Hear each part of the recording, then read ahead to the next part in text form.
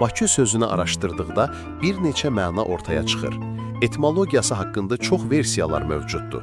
Bəzi mülahizələrə görə Bakı adı eyni adlı qəbilənin adından götürülüb. Amma reallığa ən yaxın olan versiya Bakı sözünün Badi Kubə sözlərindən yaranmasıdır. Farsçadan tərcüməsi küləklər şəhəri deməkdir. Hansı ki, bu sözlərin mənası farsça bad, külək yel və kubidan, vurmaq, zərbə yetirmək deməkdir. Bəzi mənbələrdə Bakı adının məhz Badi Kubə sözündən yaranması öz təsdiqini tapmışdır.